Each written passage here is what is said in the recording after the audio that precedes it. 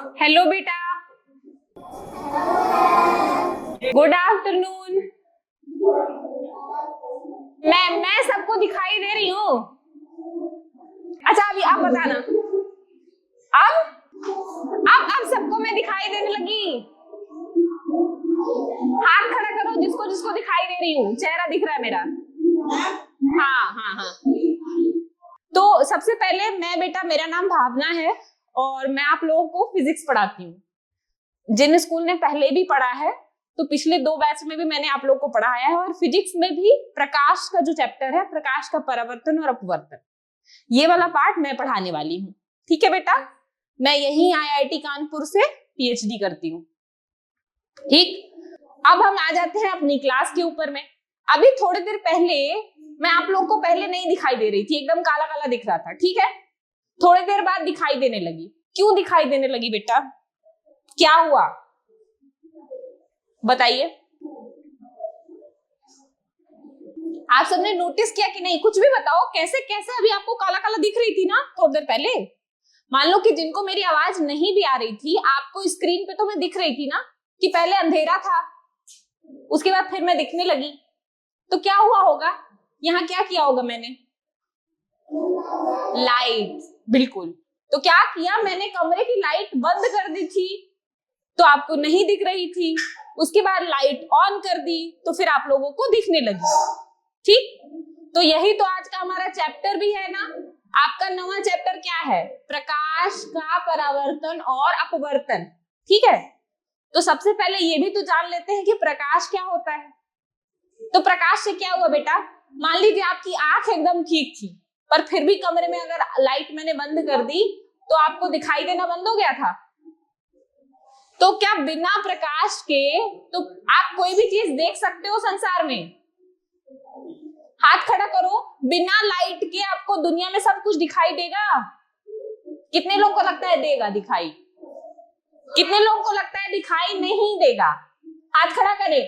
कितने लोगों को लगता है कि अगर लाइट गायब कर दी जाए दुनिया से तो प्रकाश नहीं, आपको कोई भी चीज दिखाई नहीं देगी? Yes ma'am. नहीं देगी ना? तो क्या होगा बेटा कि जब प्रकाश नहीं होगा तो आपको कोई भी चीज दिखाई नहीं देगी। ठीक, तो प्रकाश की हमको एक सिंपल सी डेफिनेशन मिल गई कि प्रकाश क्या है बेटा? प्रकाश एक ऐसी ऊर्जा है जिससे आप अपने आसपास वस्तुओं को देखते हैं। ठीक है, अगर आप प्रकाश, आप खुद देखो, आप अपने ही कमरे में जिसमें बैठे हो उसमें लाइट बंद कर दो, सारे जंगले बंद कर दो, तो क्या आपको कुछ दिखाई देगा? चाहे भले आप लोगों की आंख बहुत तेज है या कोई चश्मा लगाता है जैसे कि मैं, फिर भी उसको भी नहीं दिखाई देगा, है ना? तो इससे क्या पता चला बेटा कि प्रकाश क्या है? प्रकाश एक प्रकार की ऊर्जा है। ठीक है, तो प्रकाश की डेफिनेशन सबको पता चल गई कि प्रकाश एक तरीके की ऊर्जा है जिसकी वजह से हमें वस्तुएं दिखाई देती हैं। ठीक है, चलिए अब, लेकिन सिर्फ प्रकाश की वजह से ही वस्तुएं नहीं दिखाई देती हैं बेटा, है ना? क्योंकि होता क्या है, कैसे वस्तुएं दिखाई देती हैं? मान लो कि ये कोई मेज है। ठीक है, तो ये कोई मेज है बेटा, और यहां से मैंने इसके ऊपर टॉर्च जलाया है। ठीक, होता क्या है, टॉर्च जलाया है या फिर सूरज ही है तो नॉर्मली आपको सूरज का प्रकाश आ रहा है। तो जब ये प्रकाश इस मेज के ऊपर पड़ता है और यहाँ पे आपकी आंख है, ठीक, तो होता क्या है कि ये प्रकाश इस मेज से टकरा के आपकी आंख में जाता है, या फिर ये सूरज का भी प्रकाश इस मेज से टकरा के आपकी आंख में जाता है। ठीक है, अंधेरे कमरे में जहां सूरज का प्रकाश नहीं है, रात को आप टॉर्च जलाते हो तो कैसे आपको कोई वस्तु दिखाई देती है? क्या होता है कि प्रकाश टॉर्च से जाके उस वस्तु से टकराती है, टकरा के आपकी आंख में आती है, तब जाके आपको कोई भी चीज दिखाई देती है। ठीक है, ये बात क्लियर है? कोई भी वस्तु आपको अपने, आपका सामने वाली जो आपकी दोस्त बैठी हुई है या आपका दोस्त बैठा हुआ है आपके बगल में, वो भी आपको इसीलिए दिखाई दे रहा है कि जो कमरे में लाइट है ना वो आपके दोस्त के ऊपर पड़ रहा है और उससे टकरा के आपकी आंख में जा रहा है, तब आपको वो दिखाई देती है। ठीक है, तो ये होता है तरीका कि प्रकाश से चीजें कैसे दिखाई देती है। ठीक है, तो इस तरह से प्रकाश से हमें चीजें दिखाई देती हैं। अब प्रकाश जो है, जो वस्तुएं उत्पन्न करती हैं वो कितने तरीके की होती हैं? ठीक है बेटा, तो आपने अपने आसपास में किस किस चीज को प्रकाश पैदा करते हुए देखा है, बताइए बताइए बेटा। टॉर्च। टॉर्च, हाँ बहुत अच्छी बात।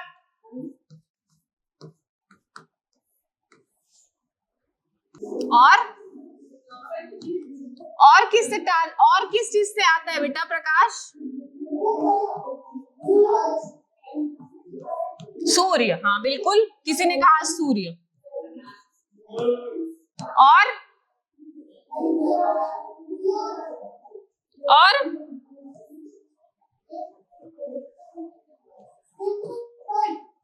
विद्युत बल्ब, बिल्कुल बिल्कुल।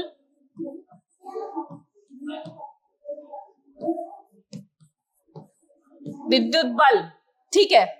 तो बेटा प्रकाश के आधार पर वस्तुओं को दो भाग में बांटते हैं। पहला क्या, वो वस्तुएं जो अपना प्रकाश खुद पैदा करती हैं, जैसे कि सूर्य भगवान जो है उनके अंदर अपना प्रकाश है ना, वो तो नेचुरल प्रकाश है।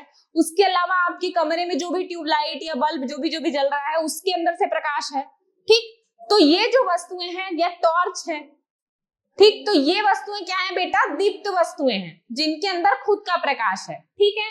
और इसके अलावा जो सारी वस्तुएं हैं वो अदीप्त हैं, जैसे कि जिस मेज पे आपने अपना बैग रखा हुआ है, ठीक है, या जिस चेयर पे आप बैठे हुए हो, ठीक, या आप जो इंसान जो है, ह्यूमन जो है, वो भी क्या है, अदीप्त है। आपके अंदर खुद का प्रकाश तो है नहीं कि भगवान जैसे आपके पीछे से ऐसे प्रकाश निकल रहा है।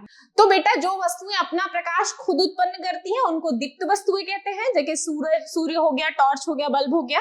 और जिन वस्तुओं में अपना प्रकाश नहीं होता बेटा उनको हम अदीप्त वस्तुएं कहते हैं, जैसे कि मेज, चेयर, ह्यूमन बीइंग, आप लोग भी। अच्छा, किसने किसने भगवान जी वाले सीरियल्स देखे हैं? तुम देखा भगवान जी के अंदर से खुद से प्रकाश आता रहता है, हम लोग के अंदर से नहीं आता ना, ठीक है। तो हम लोग भी क्या है बेटा, हम लोग भी अदीप्त वस्तुएं हैं। और सीरियल के हिसाब से देखो तो भगवान जी दीप्त हैं, ठीक है, ये कहने की बात है सिर्फ ठीक। तो ये हो गया बेटा दीप्त वस्तुएं और ये हो गई अदीप्त वस्तुएं, ठीक। अब क्या हो गया कि हमने देख लिया कि प्रकाश क्या है, अदीप्त और अदीप्त वस्तुएं क्या है।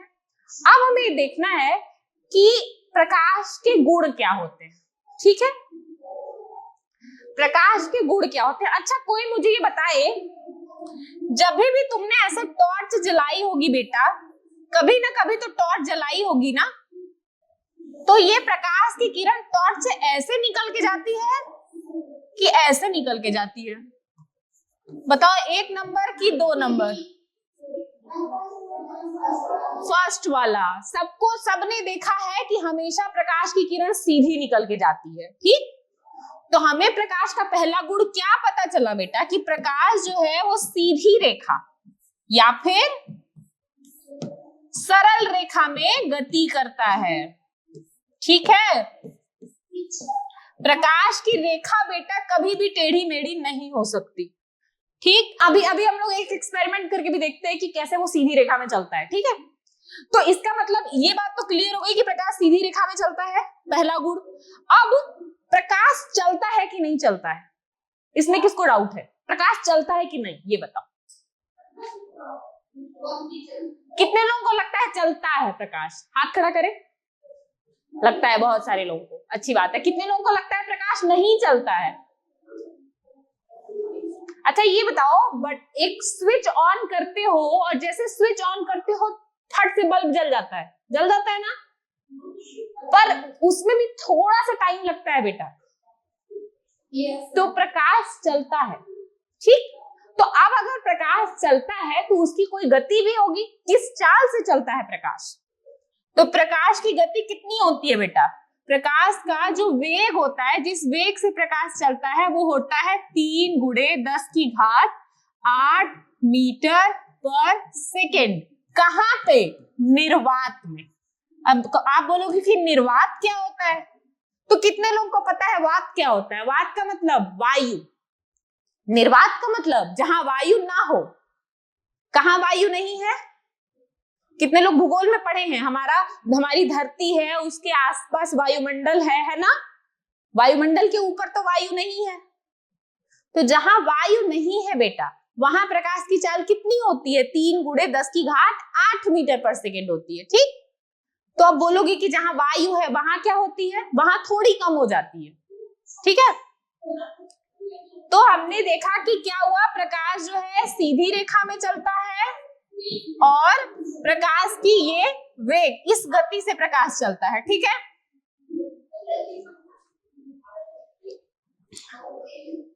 अब बेटा हम आ जाते हैं कि जब प्रकाश चलता है तो क्या होता है, कैसे होता है, ठीक है।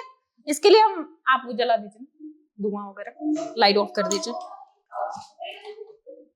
अच्छा, सबको ये दिख रहा है, एक दर्पण शीशे टाइप का लग रहा है, ठीक। और ये क्या दिख रहा है सबको, ये ग्लास का बॉक्स टाइप का दिख रहा है, इधर से, इसमें से इधर से उधर, ये पारदर्शी सा है, ट्रांसपेरेंट है, सब जगह दिखाई दे रहा है, ठीक है। चलिए अब हम देखते हैं दोनों के ऊपर जो है प्रकाश डाल के देखा जाए क्या हो रहा है। सबको क्लास में शांत रहना है बेटा, मैं कोशिश कर रही हूँ कि आप लोग को यहाँ से ये दिखाई दे और ध्यान से नोटिस करना है। मैं जो जो करूंगी आपको ध्यान से देखना है और इसी में से सवाल पूछूंगी मैं, ठीक है। अभी सवाल पूछूंगी इसी में से, इसीलिए शांत हो जाइए और ध्यान से देखिए बस जो मैं कर रही हूँ। नहीं दिखाई दे रहा है तो भले बताइए मुझको, ठीक है। हाँ अभी लग रहा होगा कि तुमको क्या ही हो रहा है, एकदम अंधेरा हो गया है, अभी दिखेगा बेटा, रुक जाओ, मैं ट्राई कर रही हूँ तुम लोग को दिखाऊं।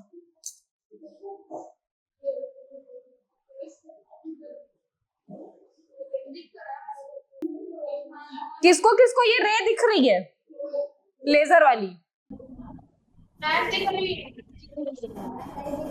आई मीन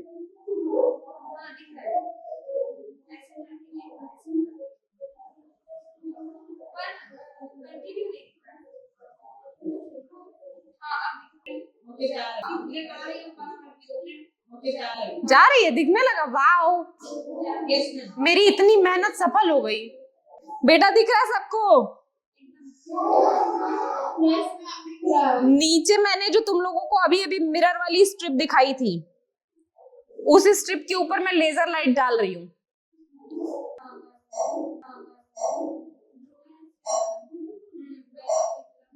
ध्यान से देखो बेटा, थोड़े थोड़े देर में ही दिखेगा तुम लोगों को।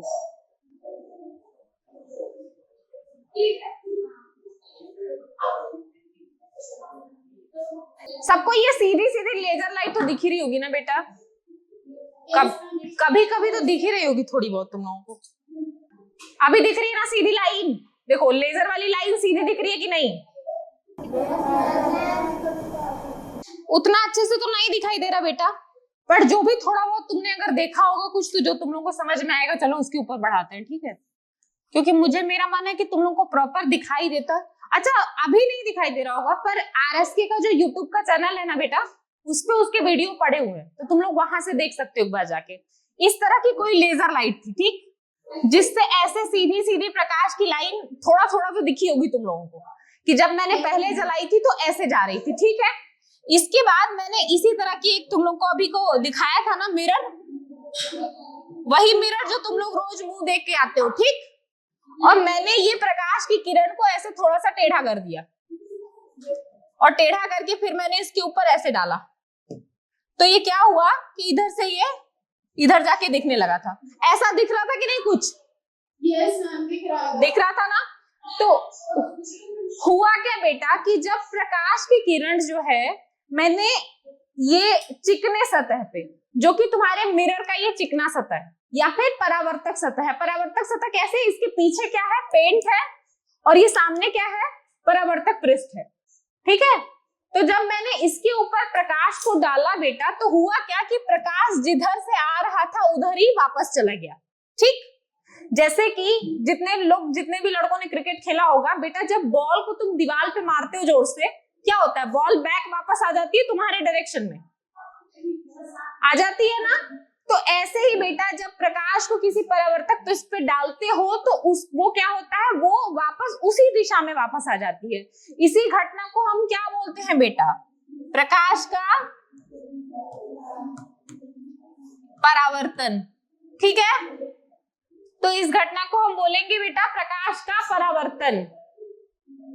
अब अगर प्रकाश का परावर्तन है तो फिर प्रकाश का अपवर्तन क्या होता है? इमेजिन करो कि तुम्हारे पास जो क्रिकेट वाली बॉल है उसको तुम पानी या तालाब में फेंक दो, बॉल तुम्हारे पास वापस आएगी?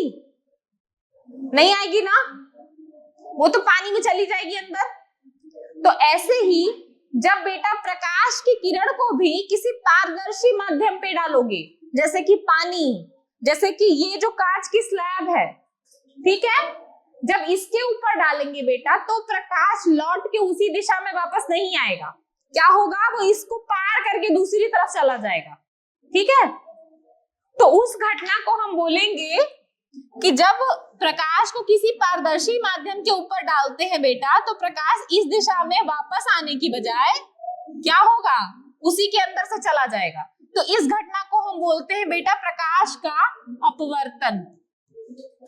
ठीक, तो किसी को कोई दिक्कत है कि प्रकाश का परावर्तन क्या होता है और प्रकाश का अपवर्तन क्या होता है? नहीं ना? ठीक, तो कोई भी चीज बेटा अपने आसपास जो तुम लोगों को देख रहे हो या जो तुम अपना मुंह देख के आए होगे, आज सुबह सुबह शीशा तो सबने देखा होगा, सबकी प्रॉपर अच्छे से चोटी वोटी बंधी हुई है, सब लोग का मुंह एकदम सुंदर सा लग रहा है, मतलब सब लोग शीशा देख के आए थे, है ना? कोई ऐसा भी था कि जो बिना शीशा देखे चले आया? ऐसा है कोई क्लास में जो बिना शीशा देखे स्कूल आ गया हो? नहीं ना? तो बेटा जो शीशे में तुम्हारा मुंह दिख रहा है, कभी सोचा तुमने कि कैसे तुम्हारा मुंह शीशे में दिखने लग गया तुमको? ऐसा क्या उसमें बना दिया गया है कि तुमको दिखाई दे रहा है, वो भी एकदम तुम्हारे ही जैसा? और दिखाई तो दे रहा है लेकिन शीशे के पीछे जाके देखते हो तब तो कुछ नहीं है वहां पर।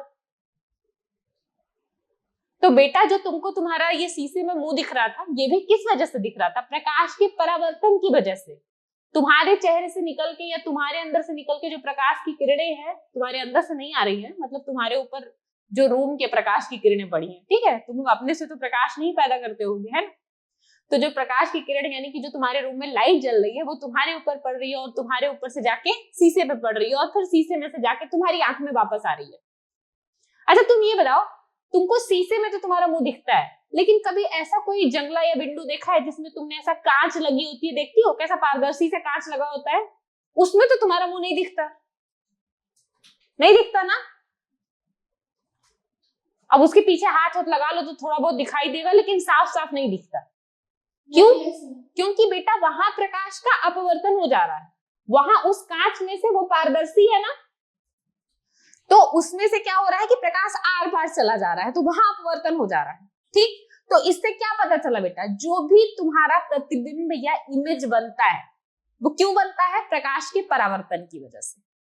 ठीक, तो प्रकाश क्लियर, प्रकाश का परावर्तन और अपवर्तन क्लियर।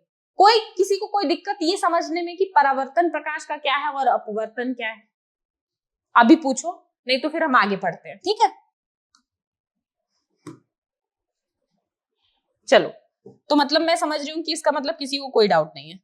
अगर किसी को कोई सवाल मुझसे नहीं पूछना है तो फिर मैं सवाल पूछूंगी एंड में। ठीक, चलो, तो अब हुआ कि प्रकाश का परावर्तन। प्रकाश जब भी किसी परावर्तक पृष्ठ या फिर किसी चिकने पृष्ठ से टकराता है तो उसका परावर्तन हो जाता है। ठीक, कितने लोगों ने ट्राई किया है, सूरज भगवान धूप में कोई थाली चमकाओ, कोई शीशा चमकाओ और दूसरे वाले के मुंह पे ऐसा पड़ेगा शीशा चमक के, ट्राई किया है कभी? किया तो होगा ही, है ना? तो वो भी क्या है बेटा, वो जो शीशा है या जो तुम्हारा प्लेट है, चम्मच है या थाली है, वो क्या है? चिकना पृष्ठ है, तो उससे प्रकाश का परावर्तन हो जाता है। ठीक, तो प्रकाश के परावर्तन के लिए तुम्हारे पास क्या होना चाहिए? जो तुम अपना मुंह देख के आए हो उसको क्या बोलते हैं? दर्पण। दर्पण बोलते हैं बेटा। दर्पण जो है वो चिकना पृष्ठ होता है जिससे प्रकाश का परावर्तन होता है। ठीक, तो सबसे पहले हम बात कर लेते हैं समतल दर्पण की और समतल दर्पण से प्रकाश के परावर्तन की। ठीक, कितने लोगों ने क्लास में समतल दर्पण देखा है? हाथ खड़ा करिए। कितने लोगों ने क्लास में समतल दर्पण देखा है? वाओ, सबने देखा है। जो शीशा आप मुंह देख के आते हो ना बेटा, वही क्या है? समतल दर्पण है। ठीक है, ठीक। अब समतल दर्पण है तो देखते हैं कि वो कैसा है। कैसा होता है वो शीशा? कुछ ऐसा होता है बेटा, मान लो कि कुछ इस तरीके का होता है, ऐसा करके, और सर्कुलर भी हो सकता है, किसी किसी का शीशा ऐसा गोल सा भी होता है ना। पीछे क्या होता है बेटा? पेंट लगा होता है, पेंट कहो या उसको साफ साफ कलई भी कहते हैं, ऐसे पीछे कुछ पेंट सा लगा होता है, और इधर सामने से तुमको मुंह दिखाई देता है, इधर सामने से मुंह दिखाई देता है ना। इसको बेटा हम हमेशा ऐसा हम हमेशा इमेज बना नहीं सकते हैं। अब बेटा हम कह रहे हैं समतल दर्पण। समतल का क्या मतलब होता है बेटा? प्लेन। जमीन जहां पे प्लेन होती है, प्लेन होता है ना, तो जो तुम्हारा दर्पण है बेटा, उसका भी ये जो सामने का परावर्तक पृष्ठ है बेटा, वो क्या है? प्लेन है या समतल है। ठीक, इसीलिए इस दर्पण को हम क्या बोलते हैं बेटा? समतल दर्पण। कभी कभी तुमसे छोटा सा एक क्वेश्चन पूछ लेता है एक नंबर में कि समतल दर्पण क्या होता है। ठीक है, अब सबको लगता है कि ये तो कहीं लिखा नहीं था किताब में। अरे तुमने अपने मुंह तो देखा है ना, देख के तो आए हो। तो होता क्या है? समतल दर्पण का जो परावर्तक पृष्ठ होता है, परावर्तक पृष्ठ का मतलब वो पृष्ठ जिससे प्रकाश जो है परावर्तित हो रहा है, वो क्या होता है? समतल होता है। ठीक बेटा, वो समतल होता है, इसीलिए हम इसको बोलते हैं समतल दर्पण। ठीक, जैसे ये जो मेरे पास था, ये जो स्ट्रिप थी, ये देखो इसका एकदम ये प्लेन है, ये जो सामने से चमकने वाला शीशे का पार्ट है वो प्लेन है, तो ये हो गया बेटा समतल दर्पण। देखो पीछे पेंट लगी हुई है। ठीक है, अब इसको हमेशा ऐसे हम नहीं बनाएंगे बेटा, हम उसको ऐसे बनाएंगे कि हम एक सीधी लाइन खींच देंगे, मतलब ये समतल है और इधर में ये ऐसे ऐसे पेंट लगी हुई है। तो जब मैं ऐसा कोई डायग्राम बनाऊं तो आपको समझना है कि वो क्या है? समतल दर्पण है। क्लियर? चलिए अब देख लेते हैं कि समतल दर्पण से परावर्तन कैसे होता है। तो ये हो गया बेटा समतल दर्पण। समतल दर्पण को मैंने ऐसे हॉरिजॉन्टल या क्षैतिज रूप में रख दिया है, इस तरीके से, इस तरीके से। ये हो गया ऐसा समतल दर्पण, ऐसे मैंने इसको ऐसा रख दिया। इसके ऊपर जब मैंने अभी ही प्रकाश की किरण डाली थी तो तुमने देखा था कि प्रकाश की किरण ऐसे जाके इसके ऊपर टकराई ना, और फिर जिस दिशा से आई थी उसी दिशा में वापस चली गई।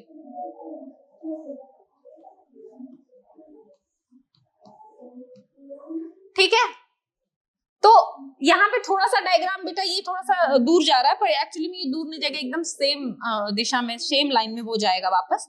तुम्हारी बुक में वो ज्यादा अच्छे से बना होगा। ठीक है, तो बेटा जो प्रकाश की किरण, क्या हुआ कि जब मैंने समतल दर्पण के ऊपर या दर्पण के ऊपर प्रकाश की किरण डाली, प्रकाश की किरण इससे टकराई और इसके पीछे नहीं गई। क्या हुआ? जिस दिशा से आई थी उसी दिशा में वापस चली गई, तो ये हुआ परावर्तन। ठीक है, अब हम देखते हैं कि ये परावर्तन में क्या क्या हो रहा है। ये जो प्रकाश की किरण मैंने डाली, इस प्रकाश की किरण को हम क्या बोलते हैं बेटा? आपतित किरण। आपतित का मतलब गिराई जाना, मतलब जो किरण मैंने प्रकाश शीशे के ऊपर या दर्पण के ऊपर गिराई, ये हो गई आपतित किरण। जो किरण बेटा शीशे या दर्पण से टकरा के वापस लौटी, उसको हम बोलेंगे परावर्तित किरण। ठीक, तो ये हो गई परावर्तित किरण।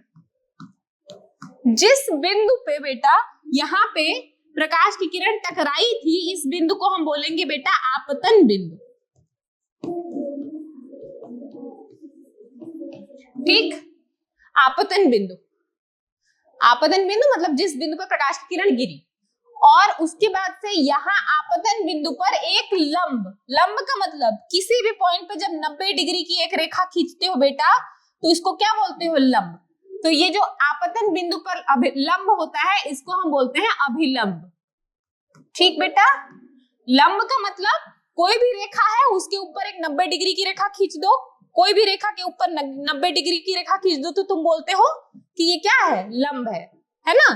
किसी भी रेखा के ऊपर लंब है, ये ऐसे रेखा है, ये हो गया इसके ऊपर लंब। ठीक, और यही लंब जब हम आपतन बिंदु के ऊपर खींचते हैं तो उसको हम क्या बोलते हैं? अभिलंब। अब वास्तव में हम इसको खींचते नहीं है बेटा, हम इमेजिन करते हैं कि इस पॉइंट से एक सीधी लाइन जा रही है। ठीक, अभिलंब और आपतित किरण के बीच का जो कोण है बेटा, उसको हम क्या बोलते हैं? आपतन कोण। ये सारे टर्म्स बहुत जरूरी हैं बेटा, बहुत बहुत। परावर्तन का नियम क्या होता है? हर हाल में बोर्ड में 2 मार्क्स में हमेशा एक सवाल आता है, एक ऑब्जेक्टिव तो आएगा ही आएगा, ठीक है? तो ध्यान से देखिए, और ये बेसिक्स आपको थ्रू आउट पूरे चैप्टर में चलने वाला है। तो ये हो गया आपका आपतन कोण, और जो अभिलंब और परावर्तित किरण के बीच का कोण है उसको हम बोलते हैं परावर्तन कोण, ठीक? Yes ma'am. क्लियर? तो ये हो गए परावर्तन से रिलेटेड जो बातें हैं, जो चिन्ह हैं, वो हमने समझ ली। आपतित किरण, परावर्तित किरण, आपतन बिंदु, अभिलंब, आपतन कोण, परावर्तन कोण, ठीक? अब देख लेते हैं कि परावर्तन के नियम क्या होते हैं, ठीक? यहाँ पे बेटा मैंने समतल दर्पण लिया है, पर अगर समतल दर्पण के अलावा भी कोई दर्पण है, हम बात करेंगे अभी कि समतल दर्पण के अलावा और कौन से दर्पण होते हैं, लेकिन अगर समतल दर्पण के अलावा भी कोई दर्पण है तो वहां पे भी परावर्तन के नियम सत्य होंगे, ठीक? इस बात को याद रखिए। इस पे सवाल मैंने पिछली बार भी कई बार पूछा था और बच्चों ने गलत किया था। परावर्तन के नियम बेटा किसी भी दर्पण के लिए सत्य होते हैं, कोई जरूरी नहीं है कि वो समतल दर्पण ही हो, ठीक है बेटा? ये लाइन याद रखिए। तो देखते हैं कि परावर्तन के नियम क्या क्या होते हैं।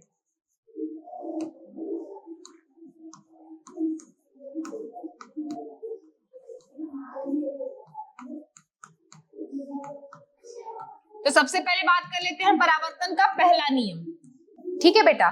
तो परावर्तन के नियम की बात करते हैं। हमने देखा बेटा ये कोण आई और ये कोण आर। अभी जब मैं एक्सपेरिमेंट कर रही थी, पता नहीं आपने इसको नोटिस किया कि नहीं, कि बेटा जैसे जैसे मैं प्रकाश के ऐसे सीधा करती जा रही थी, जो प्रकाश की किरण वापस हो रही थी वो भी सीधी होती जा रही थी, और जैसे जैसे मैं प्रकाश को ऐसे से दूर करती जा रही थी, तो जो प्रकाश की किरण बैक मतलब वापस टकरा के जा रही थी वो भी दूर जाती जा रही थी, ठीक है? तो मतलब जितना ही मैं अगर मैं इसको अभी यहां कर दूं, यानी कि आपतन कोण बढ़ा दूं, तो ये परावर्तन कोण इधर बढ़ जाएगा, ये भी बढ़ जाएगा, ठीक है? तो प्रकाश का पहला नियम यही है बेटा, जो कि कोण का नियम है। इसके हिसाब से आपतन कोण, कोण आई बराबर होता है कोण आर के, ठीक? कोण आई यानी कि आपतन कोण बराबर होता है परावर्तन कोण के, ये है पहला नियम। और दूसरा नियम क्या है? अब देखिए दूसरा प्रकाश का जो नियम होता है वो क्या होता है? आपतित किरण, परावर्तित किरण,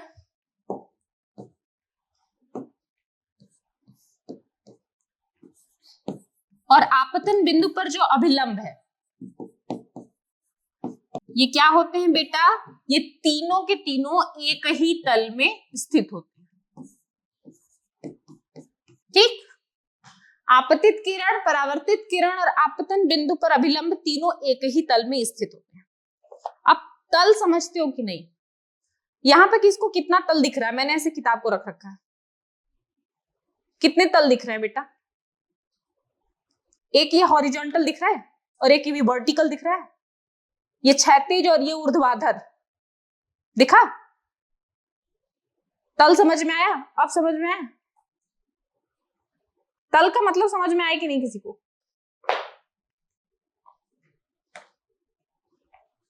अब कितने तल दिख रहे हैं? 3 तल दिखाई दे रहे हैं कि नहीं? तल का मतलब एक ऐसे हो गया, ये हो गया क्षैतिज तल, ये हो गया ऊर्ध्वाधर तल, एक और ऊर्ध्वाधर तल ऐसा हो गया, समझे?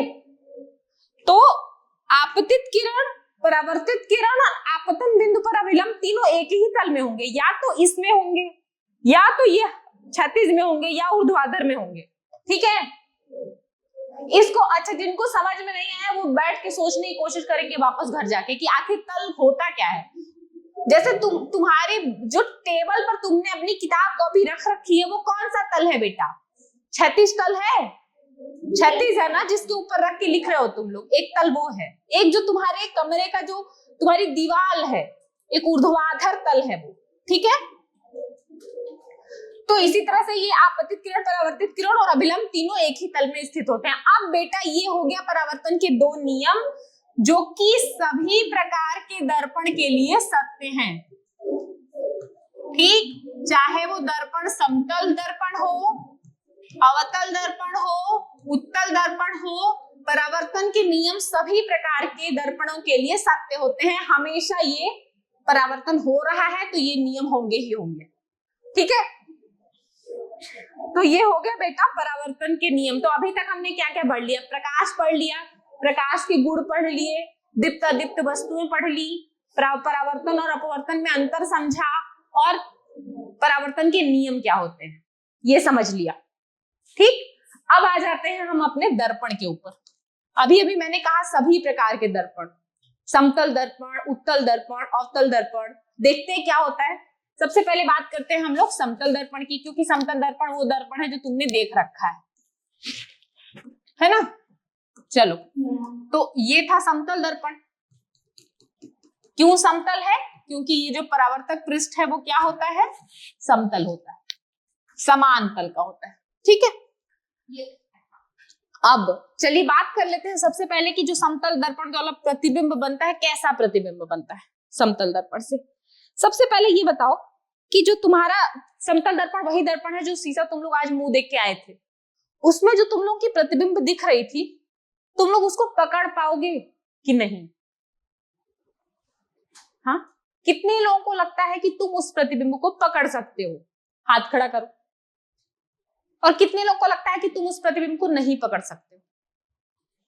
अच्छी बात, बहुत खुशी की बात है कि सबको लगता है कि तुम उसको नहीं पकड़ सकते हो, और सही भी बात यही है। जो समतल दर्पण द्वारा प्रतिबिंब बनता है बेटा, वो क्या होता है? आभासी होता है। आभासी प्रतिबिंब वो प्रतिबिंब होता है बेटा जो बनता तो है लेकिन तुम उसको पकड़ नहीं सकते। पकड़ नहीं सकते का मतलब कि तुम उसको किसी पर्दे पे, ऐसा नहीं है कि तुम सामने कोई पर्दा लगाओ तो उसके ऊपर वो प्रतिबिंब आ जाएगा। हम तो इसका मतलब ऐसा भी कोई प्रतिबिंब होता है जिसको तुम पर्दे पर प्राप्त कर सकते हो या पकड़ सकते हो, और उस प्रतिबिंब को हम बोलते हैं वास्तविक प्रतिबिंब, जो कि समतल दर्पण से नहीं बनता, वो गोलीय दर्पण से बनता है। हम उसके बारे में बात करेंगे। ठीक है, तो सबसे पहली क्वालिटी तुमको पता चली कि समतल दर्पण जो प्रतिबिंब जो होता है वो आभासी होता है। अच्छा, कितने लोगों ने आज जब अपना शीशे में मुंह देखा था तो उनका सर नीचे हो गया था और पैर ऊपर हो गया था? ऐसा हुआ था? कितने लोग के साथ ऐसा हुआ था? किसी के साथ हुआ था ऐसा कि जब तुम ऐसा शीशे में मुंह देख रहे थे तो तुमने देखा कि अरे पैर मेरा ऊपर दिख रहा है, सर मेरा नीचे दिख रहा है, ये कैसे हो गया? नहीं हुआ। तो इसका मतलब बेटा जो प्रतिबिंब तुमको दिखा था वो सीधा दिखा था। सीधा था ना? जहां तुम्हारा सर था वहां तुम्हारा सर था, जहां तुम्हारा पैर था वहां तुम्हारा पैर था, है ना? तो इसका मतलब बेटा जो दूसरी बात तुमको नोटिस हो रही है कि तुम्हारा जो समतल दर्पण से प्रतिबिंब बनता है वो सीधा बनता है। अब मैं क्यों तुमको बार बार तुम्हारे प्रतिबिंब की याद दिला रही हूँ? क्योंकि एग्जाम में अगर तुमको ये भूल गया तो तुमको ये बात याद रहेगी कि मैम ने क्या कहा था, और तुम इससे रिलेट करके आंसर फिर लिख दोगे। ठीक है, अब जैसे समतल दर्पण द्वारा जो प्रतिबिंब बनता है उसकी जो हम क्वालिटी पढ़ रहे हैं, आभासी होता है, सीधा होता है, तुमने खुद ही देखा है। तीसरी बात ये बताओ, जब शीशे के पास जाते हो तब तुम्हारी जो प्रतिबिंब है वो भी पास आ जाती है। कितने लोग तो एकदम करीब से जाके देखते होंगे अपना मुंह कैसा दिख रहा है, और जितना जितना दूर चले जाते होंगे उतनी दूर चली जाती है। चली जाती है कि नहीं? मान लो कि अगर मैं शीशे के यहाँ पे कोई इंसान खड़ा कर दूं, मतलब इंसान ऐसा नहीं होगा, तो इधर कोई प्रतिबिंब यहाँ पास हो जाएगा। अब अगर मैं इंसान को यहाँ खड़ा कर दूं तो फिर प्रतिबिंब यहाँ जाके दूर में बनने लगेगा। तो इससे क्या पता चल रहा है बेटा? जो वस्तु है, मतलब कि जो तुमको मैं वस्तु कह रही हूँ, जो भी वस्तु है वो शीशे के जितना पास है या दर्पण के जितना पास है उसका प्रतिबिंब भी उतना ही पास है, और कोई जितना दूर है उसका प्रतिबिंब भी उतना ही दूर है ना? तो इसका मतलब जो वस्तु की दूरी है वो बराबर है प्रतिबिंब की दूरी के। तो मैंने क्यों लिख दिया है U बराबर V? बेटा हम जब फिजिक्स में वस्तु की दूरी को प्रदर्शित करते हैं U से और प्रतिबिंब की दूरी को प्रदर्शित करते हैं V से। वस्तु की दूरी कहां से? दर्पण से, U से, और प्रतिबिंब की दूरी V से। ठीक है, तो U बराबर V, यानी कि दर्पण से वस्तु की दूरी बराबर दर्पण से प्रतिबिंब की दूरी। होती है कि नहीं? किसको ऐसा लगता है कि जब हम शीशे के पास जाते हैं तो मेरा प्रतिबिंब तो हमको एकदम छोड़ के दूर चला जाता है? ऐसा होता है कि तुम शीशे के पास जाओ तो तुम्हारी जो इसमें इमेज दिख रही है वो कहती है कि हम तुम्हारे पास नहीं खड़े हुए, तुम बहुत बेकार इंसान हो, हम पीछे जा रहे हैं। ऐसा तो नहीं होता ना? नहीं होता। तो वस्तु की दूरी बराबर प्रतिबिंब की दूरी। और इसके अतिरिक्त चौथी चीज जो है, इसके अलावा क्या नोटिस करते हो तुम समतल दर्पण में? बताओ, दर्पण में अपना प्रतिबिंब देखते हुए और क्या चीजें देखी है तुमने?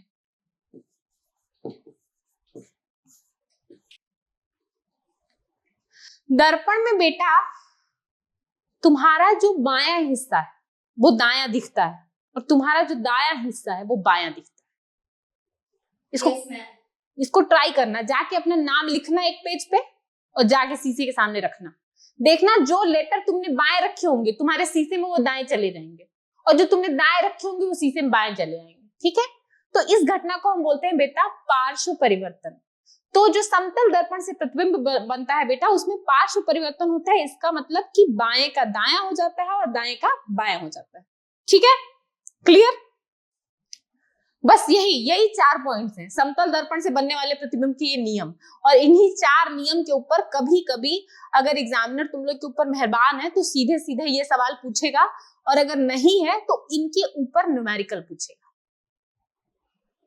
वो कह देगा कि एक वस्तु जो है वो दर्पण से 2 मीटर की दूरी पर, समतल दर्पण से 2 मीटर की दूरी पर स्थित है, बताओ प्रतिबिंब कितने मीटर की दूरी पर बनेगा।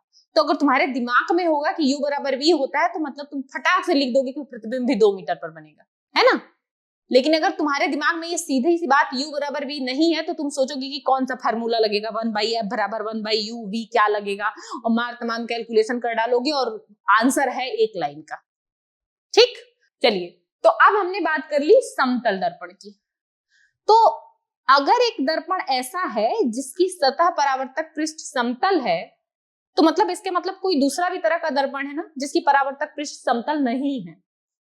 ठीक है, तो जिनकी परावर्तक पृष्ठ समतल नहीं है बेटा उन दर्पणों को हम बोलते हैं गोलीय दर्पण। ठीक, ऐसे दर्पण बेटा जिनकी परावर्तक पृष्ठ समतल नहीं होती है उनको हम बोलते हैं गोलीय दर्पण। तुमको ये दिख रहा है? इसलिए नहीं क्योंकि ये गोला है। ये जो दर्पण मेरे हाथ में है बेटा छोटा सा, ये इसलिए गोलीय दर्पण नहीं है बेटा क्योंकि ये इसकी परिधि गोल है ना। ये इसका ये जो सामने का सरफेस है ना, क्योंकि तुम छू नहीं पा रहे हो पर मैं छू पा रही हूं, ये सरफेस गोल है बेटा। ये सामने का सरफेस गोल है, दबा हुआ है अंदर। ये सरफेस बाहर एकदम प्लेन नहीं है, इसके जैसे, इस स्ट्रिप के जैसे ये ऐसा प्लेन नहीं है, ये अंदर की तरफ धंसा हुआ है।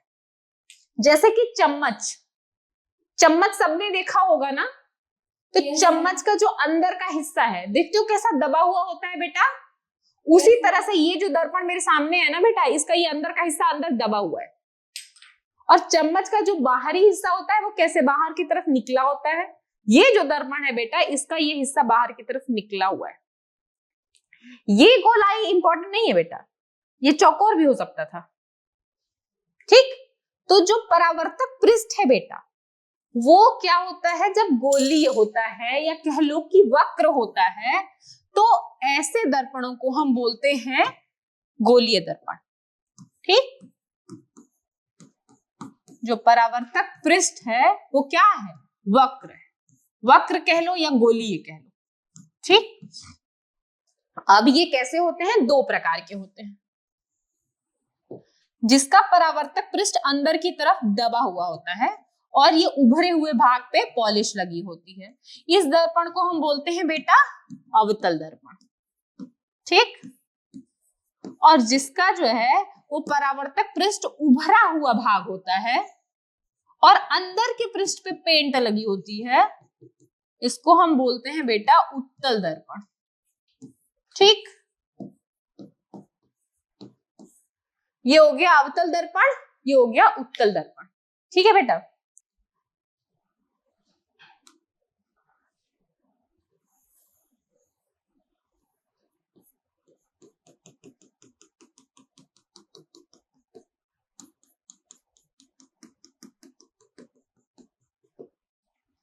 दोनों में से गोलीय दर्पण कौन सा है?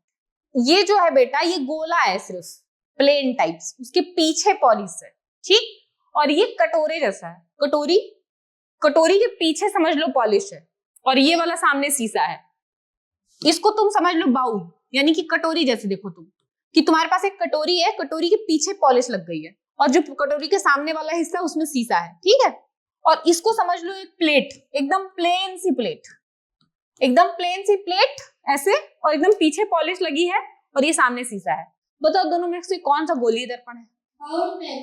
बहुत अच्छी बात, ये जो बाउल है बेटा वो गोलीय दर्पण है, ये जो प्लेट वाला हिस्सा था वो कैसा दर्पण है? समतल दर्पण है, ठीक। जिसको ये बात नहीं समझ में आई वो जाके घर एक कटोरी ले लेगा और एक प्लेट ले लेगा और लेके देखेगा, ध्यान से देखेगा और सोचेगा कि आखिर में समतल दर्पण और गोलीय दर्पण का क्या अंतर, ठीक है। बाकी ये तो तुमको दिखाई दे कि अवतल दर्पण उत्तल दर्पण समझ ही आ रहा है, क्लियर है। चलिए अब अवतल दर्पण और उत्तल दर्पण से रिलेटेड कुछ पद हैं, कुछ परिभाषाएं हैं जिनको जानना बहुत जरूरी है। क्या होती है वो? ये जो अवतल दर्पण है बेटा, तुमको ऐसा लग रहा है कि नहीं अगर इसको मैं पूरा कर दूं तो ये गोला बन जाएगा, बन जाएगा ना? तो इस गोले का जो बेटा केंद्र है उसको हम बोलते हैं दर्पण का वक्रता केंद्र, ठीक। और ये जो दर्पण का परावर्तक पृष्ठ है बेटा, जहां से परावर्तन होने वाला है, इसका जो एकदम बीच का पार्ट है उसको हम बोलते हैं बेटा ध्रुव, इसको हम दिखाते हैं P से, और वक्रता केंद्र को हम दिखाते हैं C से, ठीक है बेटा। वक्रता केंद्र से P के बीच की जो दूरी है बेटा उसको हम बोलते हैं वक्रता त्रिज्या, वक्रता त्रिज्या, और इसको हम दिखाते हैं कैपिटल R से, ठीक। C P को मिलाते हुई एक हॉरिजॉन्टल लाइन खींच दे सीधे, तो इसको हम बोलते हैं हॉरिजॉन्टल या क्षैतिज लाइन खींचते हैं बेटा, तो इसको हम बोलते हैं मुख्य अक्ष, दर्पण का मुख्य अक्ष। मान लो कि मुख्य अक्ष को लिखते हैं AB। दर्पण का जो परावर्तक पृष्ठ है बेटा ये, उसकी जो ये परिधि है, ये दर्पण के परावर्तक पृष्ठ की जो परिधि है उसका जो व्यास है इसको बोलते हैं बेटा हम दर्पण का द्वारक, MN, द्वारक, ठीक। जैसे कि कटोरा है, कटोरे में जो इधर समतल वाला पार्ट है उसके एकदम बीच का जो बिंदु है वो क्या है? ध्रुव है, P, ठीक है। और इस कटोरे से बाहर, कटोरा जिस गोले को पूरा कर रहा होगा उसका सेंटर क्या है? वक्रता केंद्र C, C से P की दूरी, P के बीच की दूरी वक्रता त्रिज्या R, या फिर वो दर्पण जिस गोले का भाग है उसकी जो त्रिज्या है वो हो गई वक्रता त्रिज्या R, ठीक है।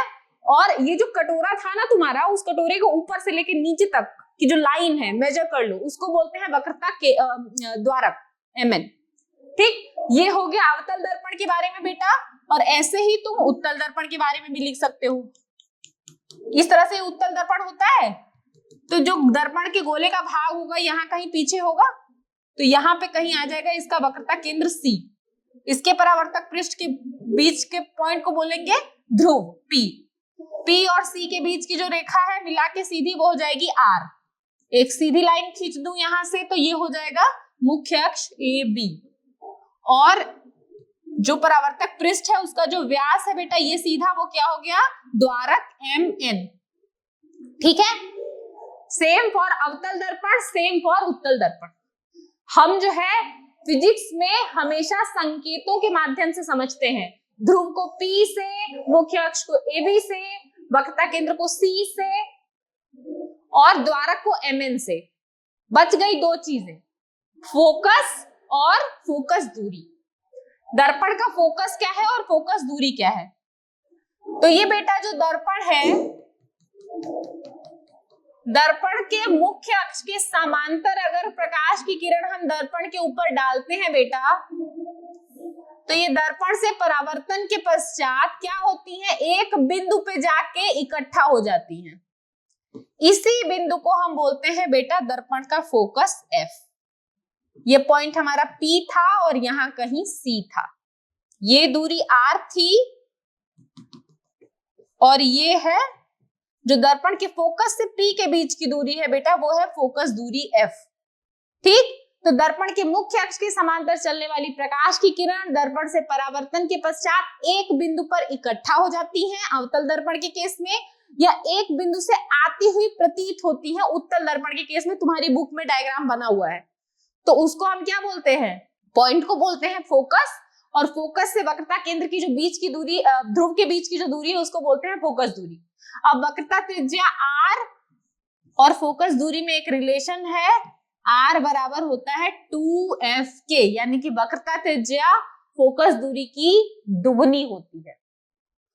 ठीक है, अब आज की क्लास हम यहीं पे खत्म करते हैं। हमने क्या क्या पढ़ा है आज की क्लास में? प्रकाश, प्रकाश के गुण, दीप्तादीप्त वस्तुएं, प्रकाश का परावर्तन और अपवर्तन, परावर्तन के नियम, समतल दर्पण से बनने वाले प्रतिबिंब की जो विशेषताएं हैं, उसके अलावा गोलीय दर्पण कौन कौन से होते हैं और गोलीय दर्पण से रिलेटेड परिभाषाएं क्या क्या हैं।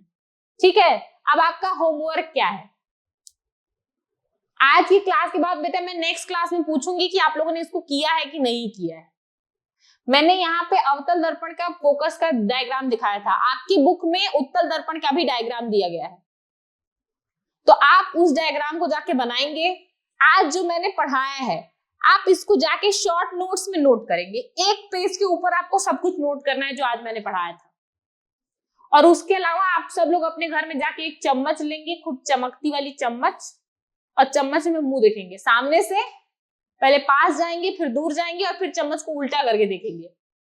ठीक है, नेक्स्ट क्लास में यहीं से शुरू करूंगी कि किसने किसने चम्मच में अपना मुंह देखा और क्या क्या देखा है। ठीक है बेटा, ठीक, चलिए फिर मैं आज की क्लास खत्म करती हूँ। अब आप लोगों की छुट्टी हो गई। थैंक यू बेटा।